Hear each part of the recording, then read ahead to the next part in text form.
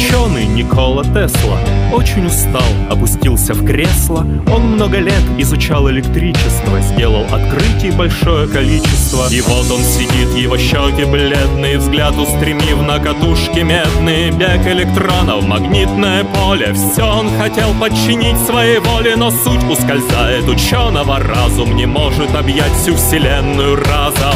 Это мой научный довод, оголенный медный провод. Знай, что физика жестока, и почувствуй силу тока.